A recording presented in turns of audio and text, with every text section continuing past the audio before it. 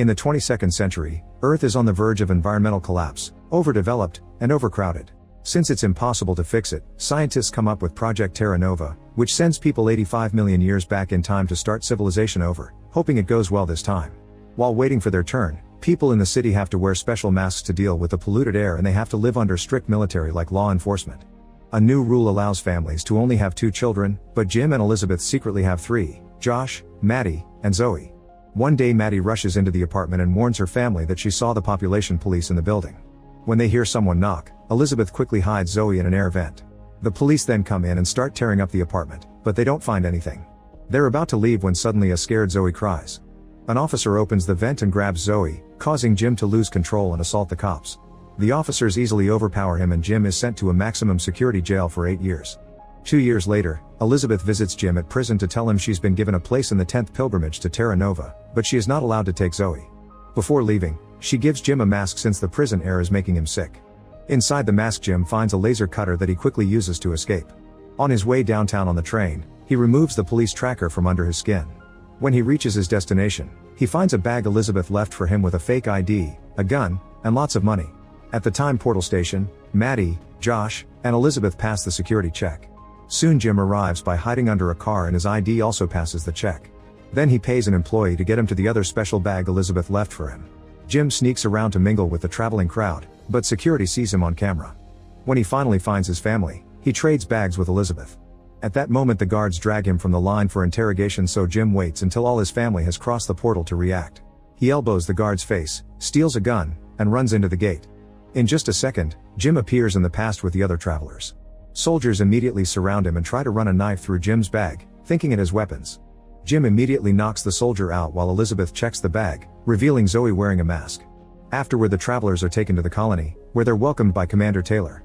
The colony is desperate need for a doctor, and since Elizabeth is one, Taylor allows her to keep the 3 children. Jim's only experience is as a cop, so he's assigned to agricultural detail. The family is given a house, and while they're settling down, they realize Zoe has wandered off. They find her outside happily feeding some dinosaurs. The animals accidentally lift her off the ground, but she falls back without getting hurt. The next day Josh meets Sky, who shows him there's a hole in the gate.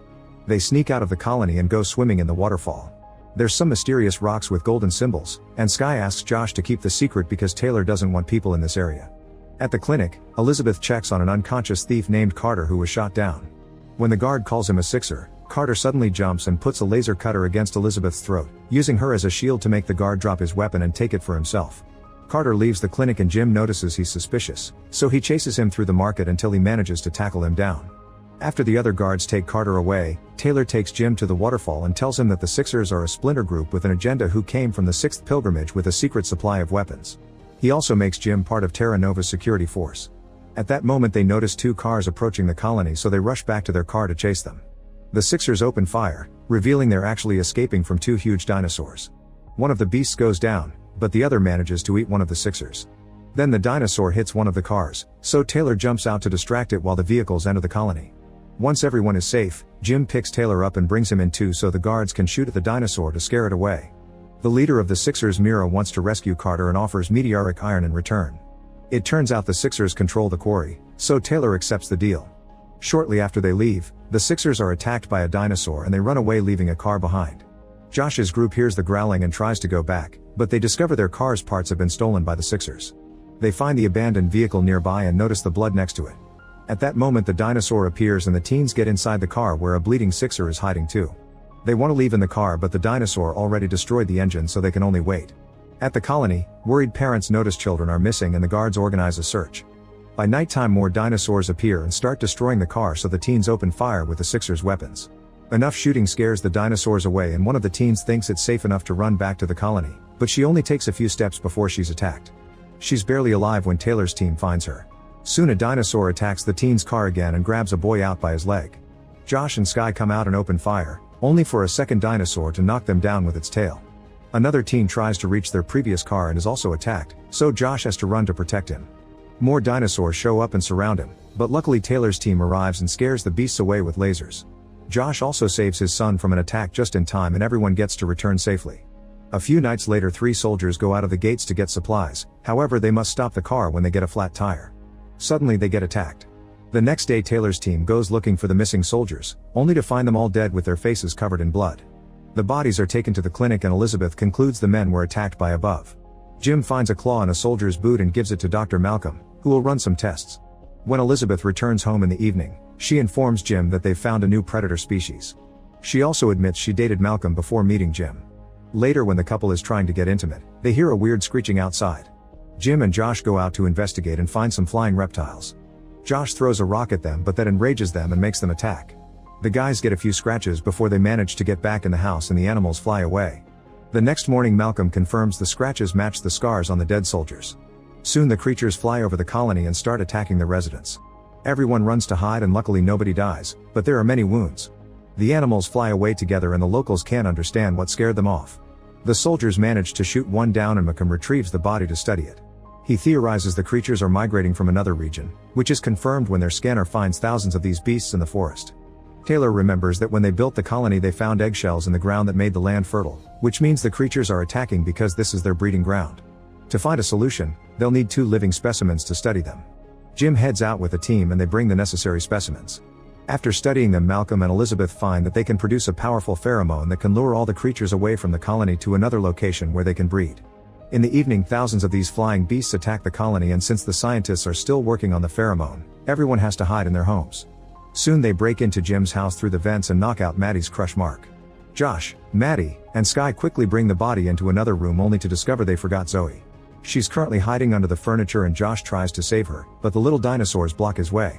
Thankfully he manages to push them off and save Zoe when she's about to be attacked. Once the pheromone is ready, Jim and Taylor put it on the back of a car and spray it to make the creatures follow them to a new location, successfully getting rid of them. Later at Outpost 3, a scientist is playing around with a green beetle. He follows it out of the building and bumps into a dinosaur that immediately devours him. Soon Elizabeth, Taylor and a soldier arrive to investigate since they lost communication with his outpost. They notice the gate is open and the cables are chewed. Inside they find notes saying do not go outside and this is not a dream. There are noises coming from another room and when they look inside they see 2 people tied to the tables before a woman blocks the window. She can't remember why she's there, only that she was running around in the snow before coming to the lab. In the lab they find a video left by the dead scientist talking about early stages of memory loss that everyone in his team was going through, including himself. Looking at the notes, Elizabeth theorizes some kind of experiment went wrong and Taylor announces the outpost is under quarantine until they figure it out. Elizabeth begins working on analyzing all the things in the lab and after a quick phone call with Jim, she doesn't remember who Zoe is. The next day Jim is worried because they haven't heard from Outpost 3. The soldiers don't want to leave without Taylor's orders, so Jim asks Malcolm for his private vehicle. Malcolm agrees as long as he comes to, and before leaving he gives Jim a root to chew on since he keeps sneezing because of a cold. When they make it to the outpost, they find dinosaurs biting the wires, but the animals run away as soon as they see the lights. The duo enters the lab only for Elizabeth to shoot Jim with a sonic rifle. She doesn't recognize her husband, but she does recognize Malcolm and even hugs him. It turns out she's lost 20 years of her memory and thinks she's in medical school again. Malcolm looks over the notes Elizabeth made before she lost her memories and learns there's some kind of virus in this lab. Memory loss is the first symptom and eventually it ends with death. They find a video Elizabeth recorded before losing her memories and she describes a few more symptoms. At that moment the power goes out and Jim goes outside, thinking it's the dinosaurs chewing the wires again. However, he hears a weird noise and a shadow runs by. Jim follows it inside, where he finds cut wires and an unconscious soldier. Suddenly Taylor jumps on top of Jim and threatens to shoot him because he's lost his memory too. Thinking he's at war, Taylor asks about his family before knocking Jim out. In the lab Elizabeth and Malcolm analyze blood samples and discover someone was experimenting with gene therapy. Malcolm tries to use the moment to kiss Elizabeth, but at that moment Jim comes in and pulls him away. Then Jim tells them about Taylor who just disappeared and Elizabeth finds it curious that Jim doesn't have any symptoms. Malcolm helps Jim move the unconscious soldier but in the middle of it he loses his memories too. At that moment a dinosaur appears behind them so they hide behind the door. Jim breaks some wires as bait and the dinosaur runs to munch on them, so the men lock the creature up. Then Malcolm starts freaking out so Jim knocks him out with a punch. In the lab Elizabeth finds on the computer that the experiments were done on a man with Alzheimer's. Suddenly Jim sneezes and takes out the root Malcolm gave him. Elizabeth analyzes it thinking it's the cure, but the test is negative. Then Jim sneezes again and Elizabeth realizes it's the cold that it's keeping the mutated virus at bay, so he kisses her to pass it to her. At the colony Josh and Sky kiss, but Jim admits he still thinks about the girlfriend he left in the future. Sky then introduces Josh to Tom, who can bring items and people from the future if they pay him enough. Obviously Josh doesn't have money, but Tom is interested in having the trust of a cop's son. Soon Taylor arrives at the gate and thinking this is an enemy country, he brings down a guard. Maddie is worried about her parents, so Mark takes her to the office to ask Lieutenant Washington about them. Suddenly Taylor jumps out and takes Mark hostage, but at least he recognizes Washington. Since Taylor keeps asking about his family, Washington has to remind him that his wife is dead. Hearing such a tragedy, Taylor tries to self-delete, but Washington stops him by shooting him with the sonic rifle. In the morning, Taylor wakes up with his memories thanks to a vaccine made by Elizabeth. Everyone is fine and feeling better. Meanwhile, Tom secretly meets with the Sixers. It appears he spies for them and he asks Mina to bring Josh's girlfriend so they can get a cop's son under their power. A few nights later, the gate guards see something strange moving in the jungle and go chase it. After some running, they discover it's just a little girl named Leah. She's brought to the clinic, where she breaks a bunch of things until Elizabeth manages to befriend her. Leah explains her parents are dead and that she wants to go back to the future to live with her grandmother, but the adults inform her the portal only works one way. Since Leah is terrified of Taylor because Mira told her he was a bad man, Elizabeth takes Leah to live with his family. Suspecting Leah may be a spy, Washington and a few soldiers go to the jungle to find Leah's backpack. Suddenly they're attacked by Sixers and Washington puts up a fair fight, but the group is overpowered and captured.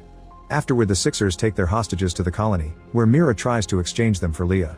However, the girl wants to stay here, so Mira releases the soldiers and the Sixers leave empty-handed. Sometime later, a couple reports that someone broke into their house and exposed a now empty hidden compartment beneath the floor. Washington remembers this house used to be Myra's and Jim announces they must find Leah. They run to the gate and catch her before she can escape. It turns out Leah had to take a mysterious container from the compartment and bring it back to Mira, who threatened to hurt Leah's brother to make her act. She doesn't know how to open the container and nobody can open it by force either. Taylor doesn't believe the brother's story and makes the guards detain the girl for now. Later at home, Jim finds a note from Leah saying "I'm sorry," which he sees as proof of the brother's story. Jim decides to save the boy, but when he enters the jungle, he falls in a rope trap left by the Sixers and accidentally drops his gun. A dinosaur appears and tries to attack him, only to be shot down by the Sixers. Jim is knocked out and taken to their camp, where Mira explains Leah's brother was never in danger. She only made Leah think so to motivate her. Mira also shares that Taylor pissed off some very powerful people in the future who want him gone. These people also have Myra's daughter and she works under their orders to protect her. She refuses to say who those people are and sends Jim back with Leah's brother. While the siblings reunite, Jim doesn't tell anyone what he learned from Mira. A few nights later, a soldier checks on a communications station. When he opens the door, he's attacked and killed by a dinosaur. In the morning, the team comes to investigate and they assume it was just a random wild creature, but Jim finds scratch marks inside the building indicating it may have been a trap. The body is brought to the clinic and Elizabeth finds the blood of a herbivore dinosaur, which Jim theorizes was used as bait to attract the predator. This confirms it wasn't an accident, it was murder. Washington and Jim interrogate the other soldiers and learn the dead guy had a secret girlfriend. Then they check on the victim's belongings and realize his tag is missing. The radar indicates it's moving, so the team goes into the jungle to follow the dinosaur that swallowed the tag. After a long chase, the group manages to shoot the creature down and get the tag from its stomach. The tag contains a selfie of the dead soldier being affectionate with a married woman. The team returns to the colony and interrogates the woman, who denies having an affair. At that moment, her husband arrives and admits he knew about his wife cheating, so he killed the soldier. The next day, Taylor announces the murderer will be banished from the colony. The man is sent out to the jungle with only one weapon and a small backpack. Moments later, he's found by Jim, who suspects the man lied to protect his wife. The man admits it's true, so Jim sneaks him back into the colony and they go to see the wife. However, she says she didn't kill the soldier either. In fact, she broke up with the soldier a few weeks ago because he liked to gamble too much at Tom's bar. Afterward, Washington and Jim check the soldier's financial records and discover someone owed him lots of money. Finally, having proof that there was illegal gambling in that bar, the soldiers immediately arrest Tom. While the team searches the bar for clues, guard Curran tells them that Tom escaped. Jim and Taylor go with him to the jungle and reveal Tom is actually back in the colony because his arrest had been an act. It turns Curran as the one who owed the dead soldier money and that's why he killed him. Curran denies it and tries to shoot Taylor, but he's given an uncharged weapon. Taylor then beats Curran up and finds the gambling records hidden in Curran's jacket since he took them while they searched the bar. As punishment, Curran is banished to the jungle without supplies. In the meantime, Malcolm brings to the clinic a rare dinosaur egg. It hasn't hatched yet because of a body defect, so Elizabeth performs surgery through the shell to fix the baby's leg. The egg finally hatches and